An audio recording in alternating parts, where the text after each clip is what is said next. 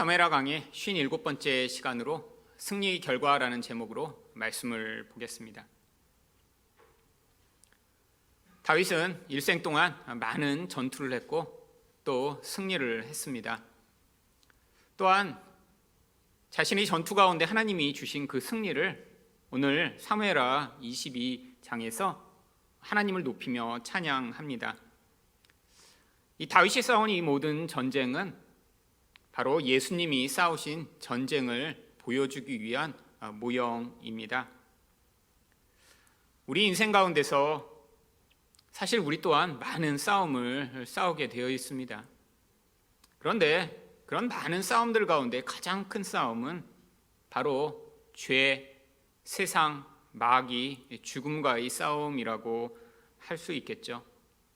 사실 우리가 고통스럽다, 힘들다, 너무너무 지친다라고 여기는 많은 경우들은 바로 이것들과의 싸움에서 벌어지는 그 스트레스와 두려움과 또 압박 때문입니다. 그런데 문제는 어떤 사람도 죄나 세상이나 마귀나 죽음과 싸워 이길 수 없다라고 하는 것이죠. 그런데도 불구하고 우리는 일생 내내 바로 이것들과 싸우기 위해 몸부림을 치며 살아갑니다. 결국 자신 안에 있는 이 연약함과 그 죄악의 문제, 그것에 절망하고 좌절하면서도 내가 이렇게 결심을 내고 이렇게 애쓰고 노력하면 내가 좋은 사람이 될 수 있겠지라는 생각으로 열심히 애쓰죠. 그런데 인간이 죄와 싸워 이길 수 없습니다. 죄는 우리 영혼에서부터 우리를 지배하고 바로 그 존재를 욕망과 두려움으로 사로잡아 결국 우리가 우리 자신과 싸울 수 없기 때문에 결국 우리는 이 죄의 영향력 앞에 항상 무너지게 되어 있죠. 그러면 세상과 싸울 수 있을까요? 세상은 집단적인 힘을 가지고 한 개인을 억압하고 또한 유혹하며 고통스럽게 만듭니다. 세상이라고 하면 어떤 한 국가만을 이야기하는 것이 아니죠. 이 세상의 사람들이 살아가는 그 모든 생각과 그 모든 가치요.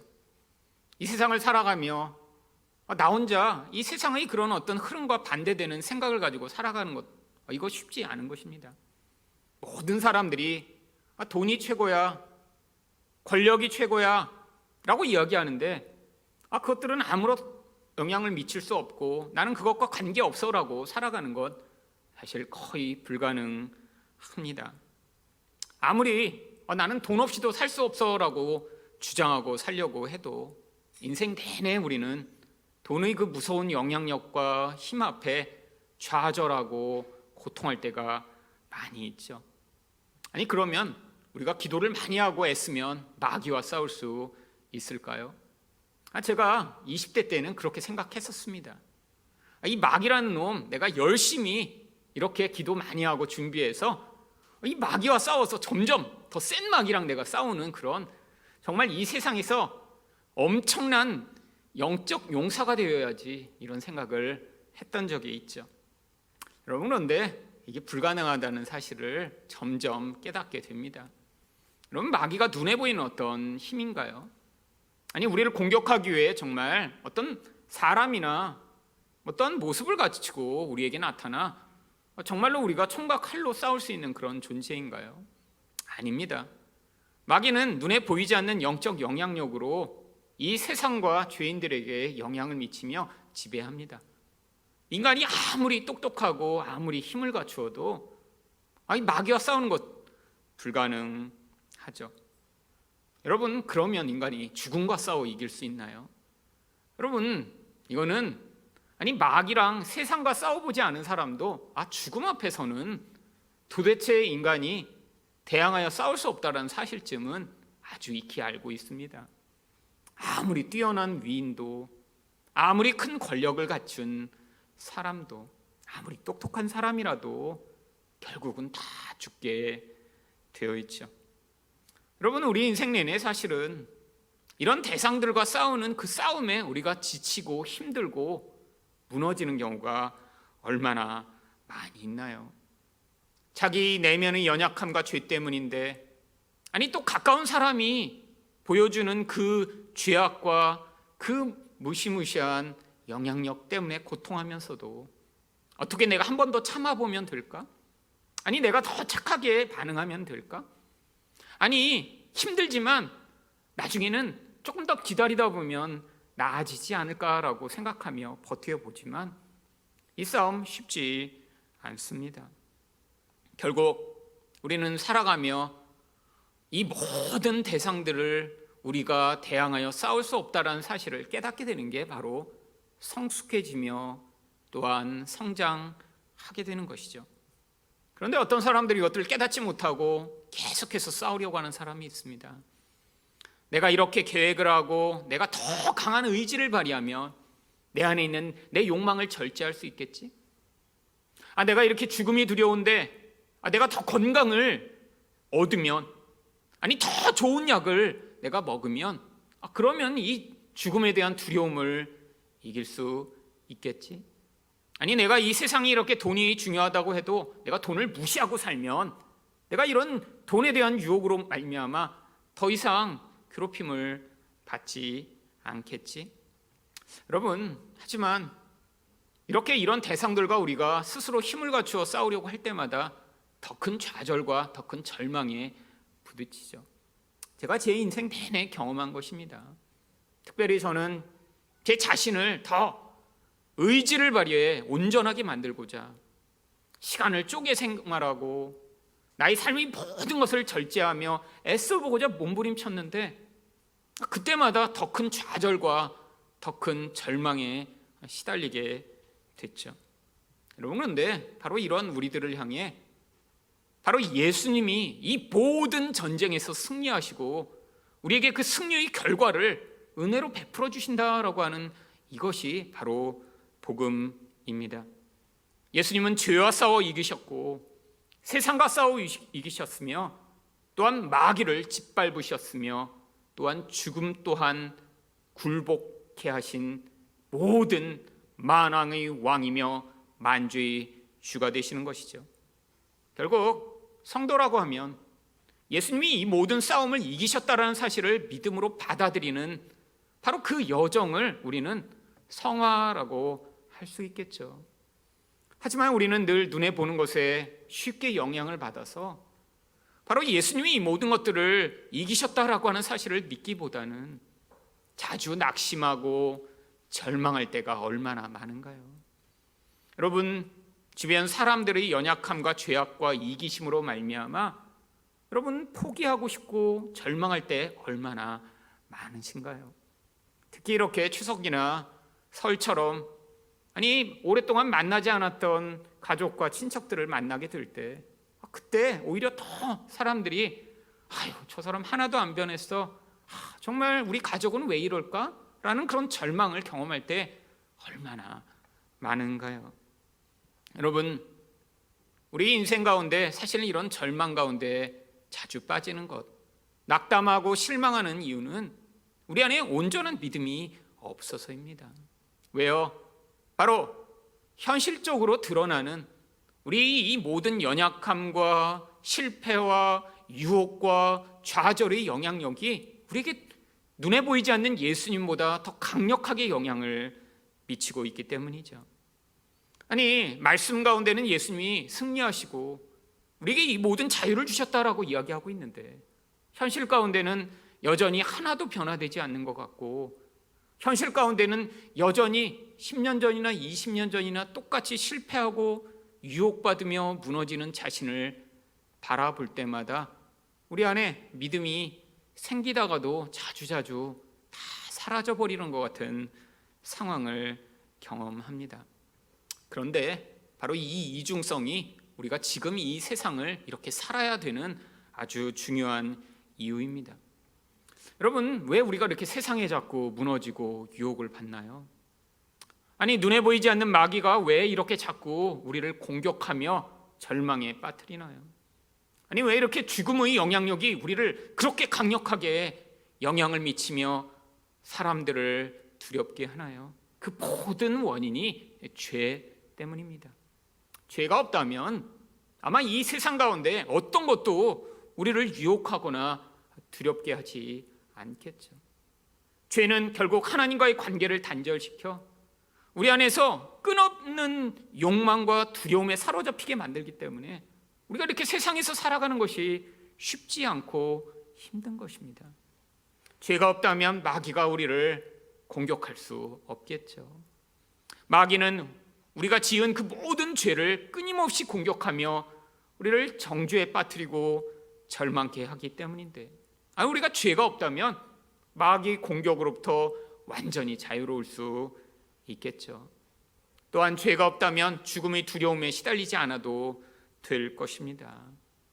여러분, 그런데 하나님이 우리가 예수를 믿는 그 과정을 통해 우리 안에서 이렇게 강력하게 영향 미치는 이 죄의 본질을 우리가 깨닫게 하시고 받아들이게 하시며, 우리 예수님이 그 무서운 죄를 위해 어떤 대가를 치르시고 어떻게 승리하셨는지를 우리가 믿음으로 받아들일 수 있도록 바로 이 기간을 우리에게 허락하신 것입니다.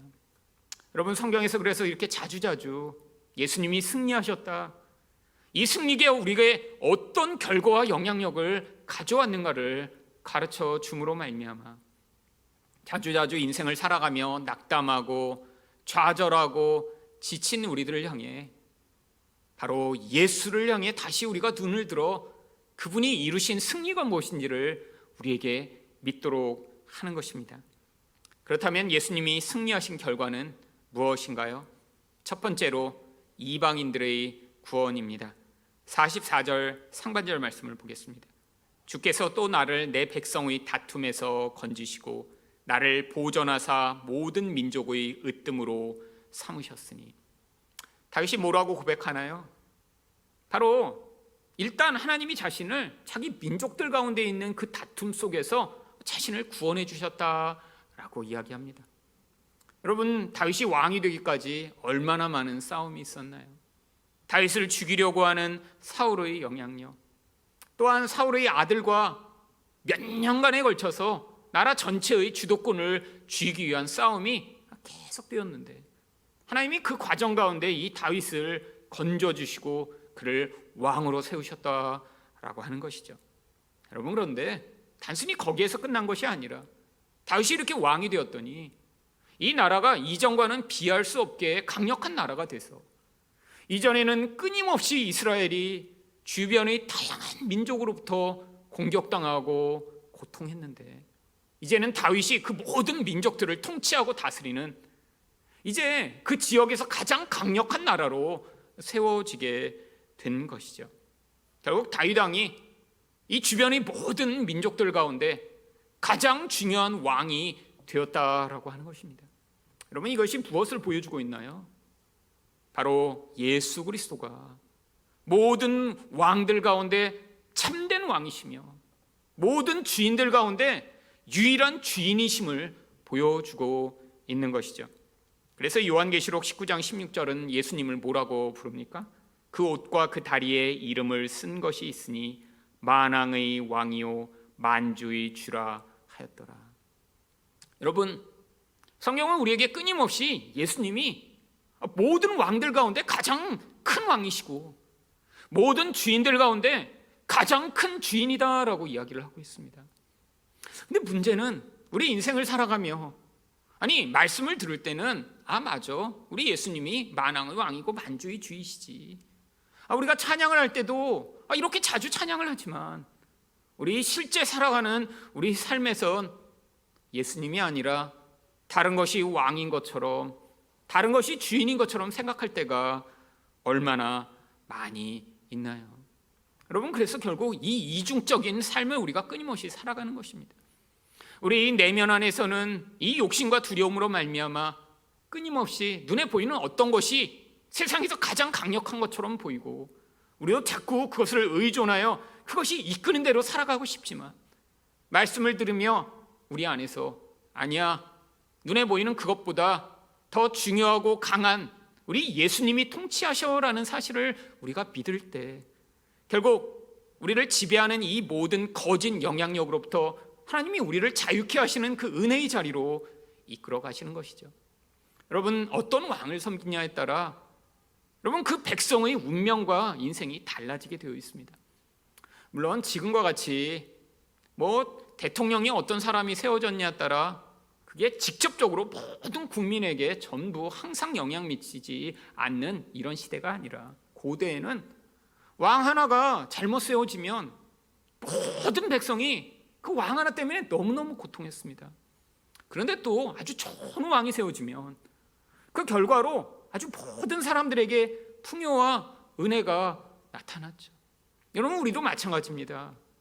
여러분, 예수님이 만왕의 왕이 되신다는 것을 믿고 그분만을 섬기면 예수 그리스도가 우리를 다스리시며 그 은혜가 우리 인생을 통치하게 되어 있는데, 여러분, 눈에 보이는 다른 것이 진짜 우리를 다스려줬으면 좋겠다, 아니 저것을 따라가면 내 인생이 더 풍요해질 것 같고 기쁠 것 같다라고 그것들을 붙들며 섬기는 순간 그 거짓된 영향력이 그 사람을 더 파괴하고 더 고통스럽게 만들어 궁극적으로는 인생 내내 절망과 고통과 그 어두운 가운데 사로잡히게 만드는 것입니다. 여러분도 여러분 인생 가운데 약점들이 있으시죠? 그런데 그 약점을 통해 우리에게 영향 미치는 그 무엇인가를 우리가 추구하고 살아갈 때 나타나는 결과가 무엇인가, 결국 나이가 들면 깨닫게 됩니다. 젊어서 나는 쾌락이 너무너무 약한데, 다 압니다. 다른 사람보다 어떤 먹는 것, 눈에 보이는 것, 아니 다양한 종류의 이런 쾌락에 그런 약점을 가지고 있는 사람들이 있죠. 그런데 그것이 자기를 지배하도록 만들어 그래, 내 평생 나는 내가 원하는 거 먹고 내가 나를 즐겁게 하는 모든 것을 내가 행하며 그것이 마치 주인이 된 것처럼 살기를 원한다라고 살게 된다면 아마 얼마 지나지 않아 엄청난 후회와 절망 가운데 휩싸이게 될 것입니다.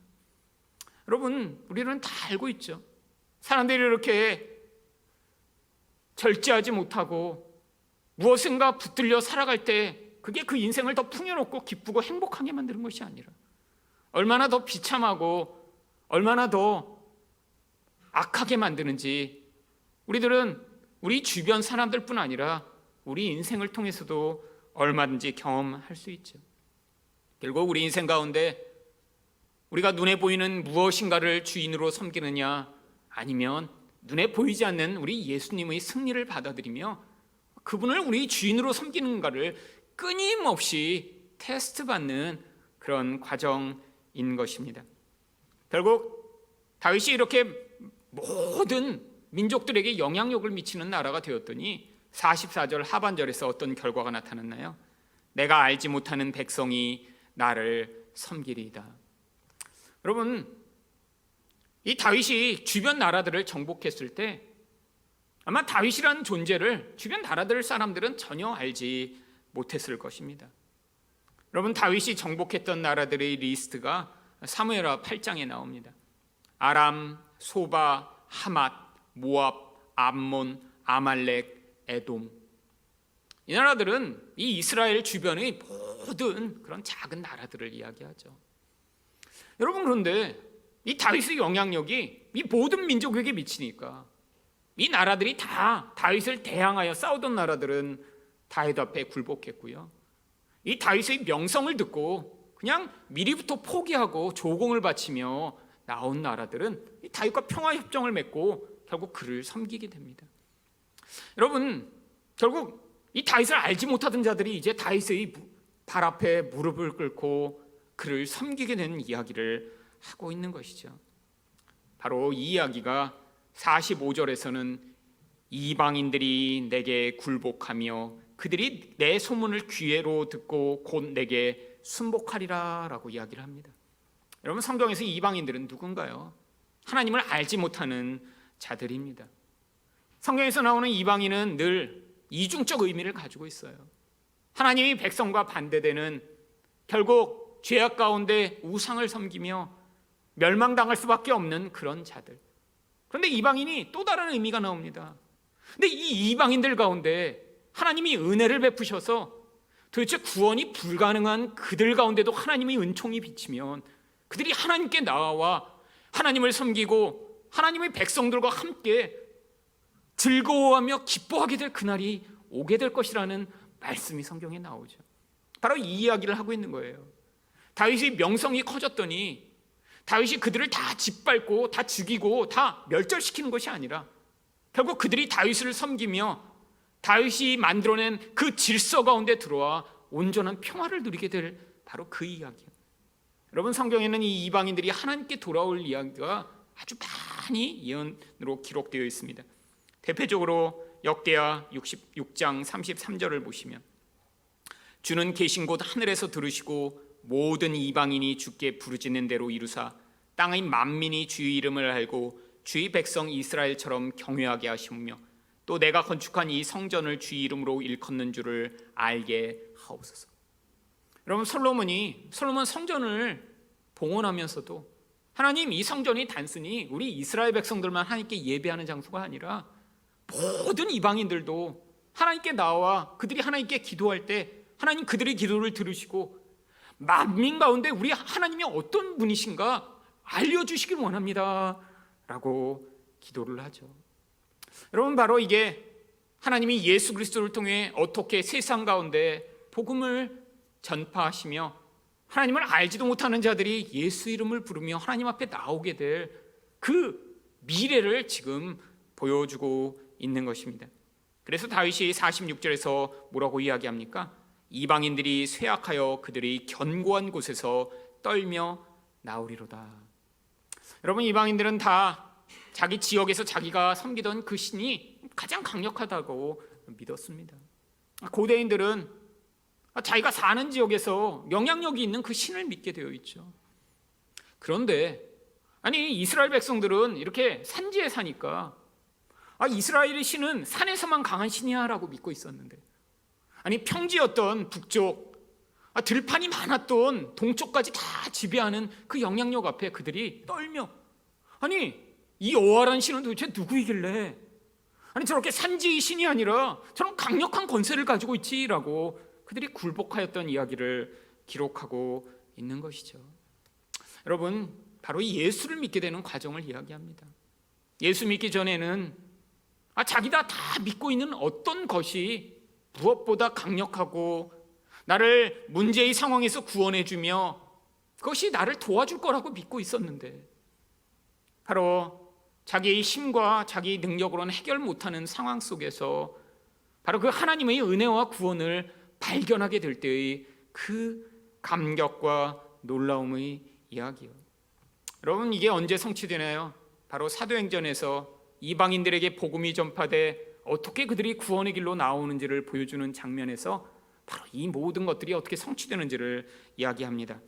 대표적인 사건이 바로 사도행전 10장에 나오는 고넬료가 구원받은 이야기입니다. 고넬료는 로마의 백부장인데 그가 이 팔레스타인에 주둔하며 바로 이 여호와 신앙에 대해 배우게 됩니다. 그의 마음에는 아마 깊은 갈망이 있었던 것 같아요. 그런데 자기가 로마에서 섬기던 그 신을 통해서는 그 갈망을 채울 수 없었는데, 이곳에서 섬기는 그 신이라는 분을 자기가 접하고 나니까 내가 그 신을 섬겨야겠다라는 그런 마음으로 그 여호와를 섬겼던 거죠. 근데 하나님이 그의 믿음을 보시고 그에게 이제 참 구원의 길로 갈 수 있는 예수 그리스도를 전하여 주십니다. 바로 그래서 꿈에 나타나 이 베드로를 초청하도록 하죠. 베드로는 그때까지는 이방인들에게 이렇게 복음을 전하고 예수를 알린다는 사실을 자기가 스스로 받아들일 수 없었어요. 평생토록 유대인으로 살아온 자죠. 유대인들은 이방인들을 개나 돼지보다 못한 존재로 여겼습니다. 그러니까 개나 돼지보다 못한 그런 불필요한 존재한테 왜 예수를 전해야지? 이런 생각을 가지고 있던 이 베드로의 그런 잘못된 마음의 틀을 깨트리시기 위해 하나님이 3번이나 꿈을 꾸게 하시죠. 그리고 혼돈 가운데 찾아가 말씀을 전합니다. 그때 사람들이 그 베드로의 말씀 가운데 변화되며 예수를 믿으니까 그때 베드로가 뭐라고 고백하나요? 사도행전 10장 34절과 35절입니다.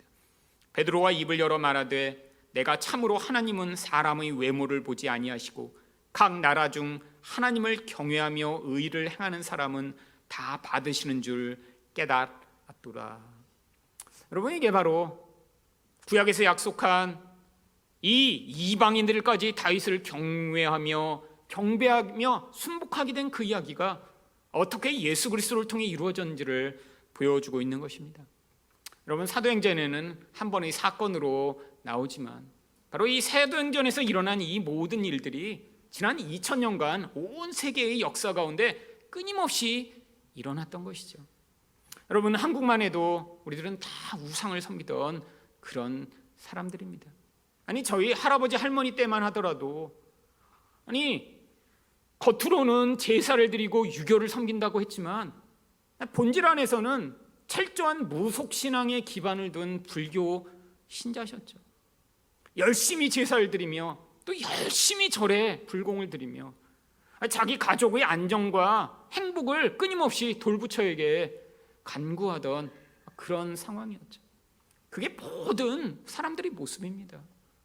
여러분, 한국에서 이렇게 유교가 부흥하고 많은 사람들이 유교적 문화 가운데 살았던 진짜 이유도 공자가 가르쳤던 그런 공자의 가르침을 따르기 위한 것이 아니라 조상에게 이렇게 제사를 잘 드리고 충성하면 복을 받게 될 것이라는 그런 철저한 무속신앙에 기반한 그런 신앙 때문이었죠. 여러분, 결국 거짓말에 속아 이 귀신들을 섬기고 우상 숭배에 빠져있던 이 사람들이요.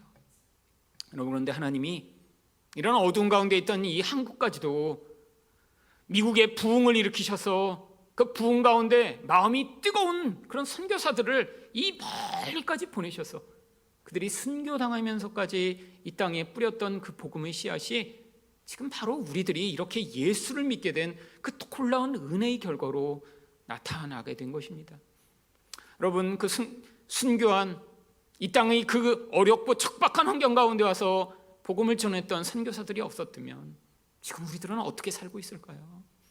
아마 여전히 불공을 드리고 여전히 치성을 드리고 여전히 제사를 드리며 귀신이 와서 이 제사밥을 먹고 우리에게 복을 내려줬으면 좋겠다라는 그런 믿음으로 다 살고 있지 않을까요? 여러분, 한번 우리 상황을 한번 생각해 보세요.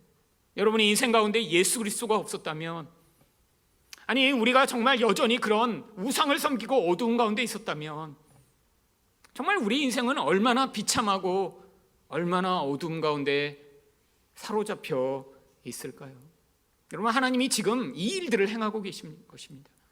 여러분, 예수님이 다시 오시는 그날까지 예수를 모르는 자들에게 이 복음이 전파되도록 우리 또한 기도하고 헌금하고 애쓰며 이 하나님 나라가 온 땅 끝까지 전파되도록 하는 일에 여러분과 이 교회가 사용받기 위해 애쓰고 계신 것이죠.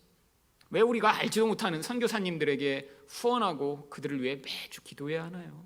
하나님이 지금도 바로 이 어두운 한국 땅에 그 은혜를 베푸신 것처럼 먼 곳마다 하나님이 그 우상에 사로잡혀 있는 자들이 이제 예수께 돌아올 수 있도록 그 은혜의 통로로 그들을 사용하시기를 열망하는 마음으로 우리가 바로 그렇게 헌금하고 기도하며 애쓰고 있는 것이죠. 여러분, 성경은 이게 언젠가 끝날 것이라고 약속하고 있습니다. 바로 이런 모든 민족들이 이제 이방인들이 다 나와 하나님 앞에서 예배하며 찬양하고 하나님을 경배하게 될 그날에 대한 그 예언의 약속이 바로 요한계시록 7장 9절과 10절에 이렇게 기록되어 있습니다. 이 이후에 내가 보니 각 나라와 족속과 백성과 방언에서 아무도 능히 셀 수 없는 큰 무리가 나와 흰옷을 입고 손에 종려 가지를 들고 보좌 앞과 어린 양 앞에 서서 큰 소리로 외쳐 이르되 구원하심이 보좌에 앉으신 우리 하나님과 어린 양에게 있도다.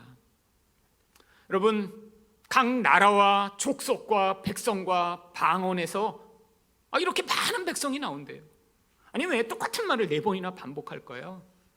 온 세상 동서남북 가리지 않고 모든 곳에 있는 이런 이방인들이 다 나와 그들의 피부색, 그들의 문화, 그들의 지역에 관계없이 언어에 관계없이 다 하나님을 찬양하며 우리 하나님이 구원하시고 우리 예수님이 왕이심을 선포할 그날이 반드시 오게 될 것을 성경이 약속하고 있는 것입니다. 여러분, 이 세상의 지배자는 돈도 아니고 미국 대통령도 아니며 이 세상의 어떠한 영향력도 될 수 없습니다. 지금 우리가 믿음으로 예수님이 만왕의 왕이시며 만주의 주라는 사실을 고백하며 이 현실 가운데 끊임없이 믿음으로 우리가 이것을 선포하고 믿을 때 하나님이 결국 이런 믿음 있는 사람, 믿음 있는 교회를 통해 온 세상 가운데 우리 예수가 만왕의 왕이심을 선포하는 그런 도구로 삼아 주실 것입니다. 두 번째로 예수님이 승리하신 결과는 무엇인가요? 하나님에 대한 찬양입니다. 47절입니다. 여호와의 사심을 두고 나의 반석을 찬송하며 내 구원의 반석이신 하나님을 높일지로다. 여러분, 다윗은 인생 가운데 많은 전쟁을 승리로 이끌었습니다. 그런데 다윗이 잊어버리지 않는 한 가지가 무엇인가요? 하나님이 바로 이 모든 일을 행하셨다라고 하는 사실입니다. 내가 이렇게 전략이 뛰어나서, 아니 우리 군대가 이렇게 아주 강력하기 때문에 전쟁을 이겼다라고 생각하지 않아요. 여러분, 이 사무엘하 22장에 나오는 이 노래 가운데 끊임없이 우리 하나님이 구원하셨습니다. 하나님이 승리케 하셨습니다. 하나님이 반석이십니다. 하나님이 찬양을 받으십니다라고 고백을 합니다. 내가 이렇게 그때 용맹을 펼쳤더니 하나님이 이렇게 승리케 하셨군요. 그래도 제가 용맹스럽죠? 그럼 이런 고백 하나도 하지 않아요. 처음부터 끝까지 우리 하나님이 승리케 하셨다라는 고백을 합니다. 여러분, 그런데 만약에 이렇게 하나님의 찬양을 고백하지 않으면 어떤 결과가 나타나는 줄 아세요? 인간은 무엇인가 끊임없이 드러내고 자랑해야 합니다. 여러분, 하나님을 높이고 자랑하지 않으면 사람은 다 자기 자신을 자랑하게 되어 있어요. 이게 생리입니다. 하나님을 찬양하지 않으면 그냥 가만히 있을 수 있는 게 아니에요. 뭔가 나 자신을 드러내고 무엇인가 나 자신을 높이고 내가 한 일에 대해서 이야기를 하고 싶은 거예요. 문제는 그런데 이렇게 자기 자신을 높이고 드러내고 자랑할 만한 거리가 없다면 또 반대로 깊은 절망과 좌절감과 실패감에 사로잡히게 됩니다. 여러분, 나이가 들수록 점점 이 경향이 더 커져갑니다. 젊어서는 아직 뭔가 이룬 것도 없고, 완전한 어떤 실패를 경험하지도 않았고 모호하죠. 그러니까 이렇게 특별히 자랑할 만한 것도 특별히 없고, 뭔가 실패했다고 완전한 절망에 사로잡힐 일도 없는데, 근데 나이가 들수록 우리는 우리 안에 있는 이 자아가 만들어내는 내가 왕처럼 되고 싶고 높임을 받고 싶은 그 열망이 점점 커지고 겉으로 드러나기 때문에 무엇인가 이 둘 중에 하나를 하지 않으면 안 되는 거예요. 여러분, 그래서 나이가 들면 끊임없이 자기가 한 무엇인가 좋은 것을 자랑하고, 아니면 반대로 끊임없는 절망과 실망과 낙심의 이야기를 하게 되는 이 두 가지 경우를 경험하게 됩니다. 여러분, 이게 바로 인생이에요. 여러분, 나이가 들어 뭔가 조금이라도 성공했고 뭐가 조금이라도 자기 인생이 괜찮은 것이라고 생각하는 사람을 만나면 끊임없는 자기 자랑을 우리는 들어야 돼요.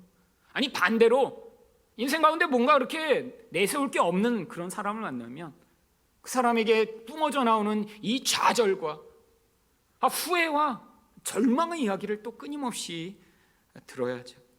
여러분, 근데 사람들이 이렇게 자랑하는 그 자랑의 내용이 뭔가요? 내가 살면서 얼마나 자식 농사를 잘 지었는가. 그래도 우리 아이들은 공무원이 돼서 이렇게 돈 걱정하지 않고 그렇게 망할 걱정하지 않고 살게 내가 이렇게 키워냈다고. 그래도 우리 자식은 이렇게 유학을 보내서 이렇게 그래도 이 정도 살게 만들었지 않냐고. 그래서 내가 건강은 이렇게 내가 나이가 들어도 여태까지 그냥 큰 병 걸리지 않고 이렇게 살고 있지 않냐고. 그래도 내가 이렇게 살면서 이렇게 내가 집 한 채 이렇게 좋은 거 마련해서 이렇게 그냥 노후를 이렇게 살 수 있지 않냐. 기껏 자랑이라고 하는 것들이 이런 것들입니다. 뭔가 정말 엄청난 거를 자랑하고 내가 그래도 대통령을 했다는 것든지, 이 나라를 이순신 장군처럼 뭔가 망할 때 내가 이 나라를 구원해서 이 나라가 이렇게 일본에 망하지 않게 만들었다든지, 이 정도면 자랑할 만해요. 이순신 장군이 나타나 내가 거북선을 그때 이렇게 하면서 얘기하면 그럼 고개를 숙이고 네 맞습니다. 그래도 이순신 장군 계셔서 이 나라 안 망했죠. 숙일만 하죠. 여러분, 사람들이 기껏 자랑하는 게 근데 그런 건가요?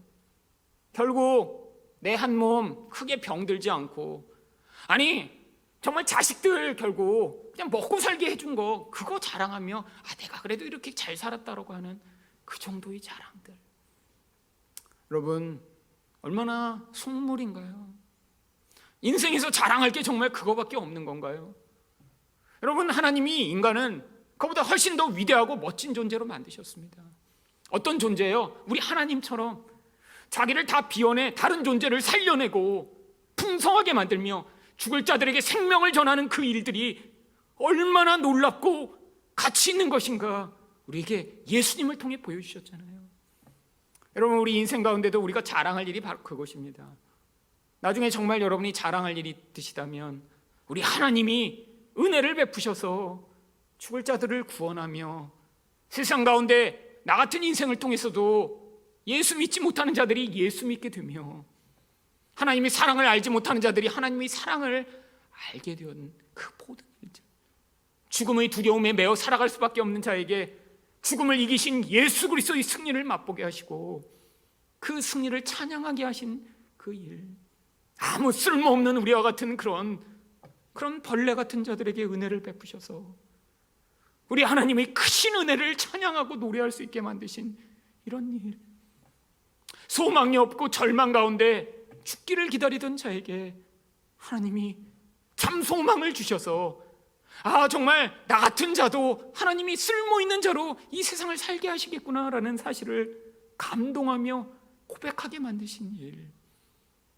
여러분 이런 것들이 우리가 자랑할 거리입니다. 여러분 나이가 들어 여러분 세상 사람들이 자랑하는 것 같은 거 자랑하시지 말고 매일매일 하나님이 베푸신 그 놀라운 은혜, 매일매일 하나님이 행하신 그 놀라운 일들, 아니 지금 눈에 보이지 않지만 성경 가운데 약속된 그 놀라운 일들을 여러분이 고백하고 찬양하고 하나님께 영광을 돌림으로 말미암아 아직 이루어지지 않고 우리가 경험하지 못했지만 하나님이 약속하신 것들이 바로 우리와 우리 교회를 통해서도 이루어지게 되는 것들을 보아야 하지 않을까요? 여러분 바로 믿음은 하나님의 말씀이 성취되는 것들을 우리가 믿고 바라는 것입니다. 여러분 우리 인생 지금은 다 초라하고 별것 아닌 것처럼 보이죠.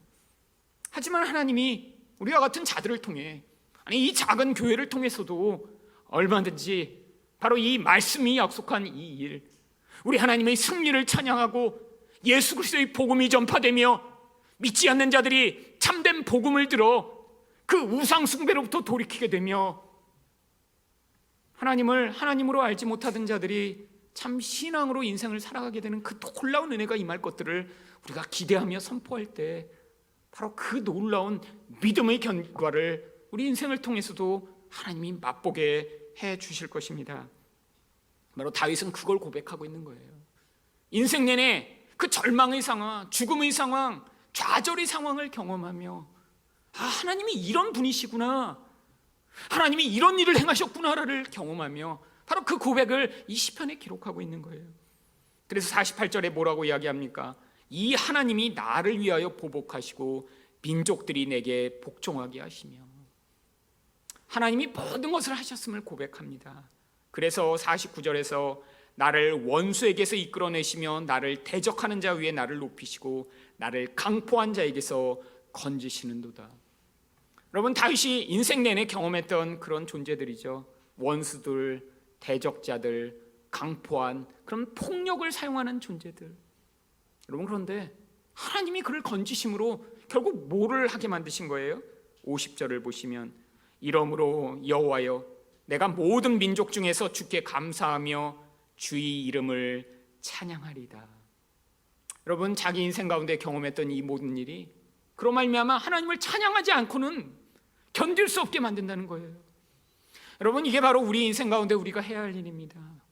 우리 인생 가운데 우리가 싸워 이길 수 없고 우리가 애써서 불가능한 그 모든 일들이 하나님 반드시 이 말씀을 믿음으로 받아들이며 하나님 제가 찬양합니다. 하나님이 말씀하셨으니 그 일들이 일어날 걸 내가 믿습니다. 내 인생 가운데 하나님 그 영광과 결과를 보게 하여 주시옵소서. 우리 하나님이 죄를 이기시고 세상을 이기시며 마귀를 무찔르시고 죽음을 이기신 그 놀라운 승리와 영광을 맛보게 하셨사오니 하나님 것들을 선포하며 그 믿음으로 살아가게 하여 달라고 고백하며 살아갈 때 하나님이 결국 우리 인생 가운데 그 놀라운 은혜가 임하게 되는 것들을 경험케 하실 것입니다. 여러분, 근데 이 찬양이 다윗만의 찬양이 아니라 51절을 보시면 여호와께서 그의 왕에게 큰 구원을 주시며 기름 부음 받은 자에게 인자를 베푸시며 영원하도록 다윗과 그 후손에게로다 하였더라. 결국 다윗의 후손 내내 기름 부음 받은 자들이 전부 다 이 하나님의 은혜를 경험하면 그 찬양을 하게 된다는 거예요. 바로 우리가 이제는 성령으로 말미암아 기름 부음 받은 예수 그리스도를 따라 살아가는 하나님 백성이 되었습니다.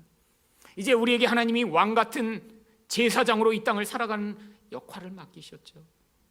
세상의 가짜 왕들이 우리가 왕이야, 우리가 재벌이야, 우리가 대통령이고 장관이고 세상의 권력과 힘을 다 가지고 있어라고 이야기해도 그 가짜 왕들 사이에서 예수를 믿는 진짜 왕된 자들이 예수님과 같은 왕권을 행사하며 바로 이 땅을 살아갈 수 있게 만들어 주신 것입니다. 여러분, 바로 이 약속이 이제 때가 되면, 예수님이 다시 오시게 되면, 하나님 나라가 완성되게 되면 우리뿐 아니라 모든 존재가 함께 모여 하나님을 찬양하게 될 바로 그 약속이 요한계시록 5장 13절에 이렇게 나옵니다. 내가 떠두리니 하늘 위에와 땅 위에와 땅 아래와 바다 위에와 또 그 가운데 모든 피조물이 이르되 보좌에 앉으신 이와 어린 양에게 찬송과 존귀와 영광과 권능을 세세토록 돌릴지어다 하니.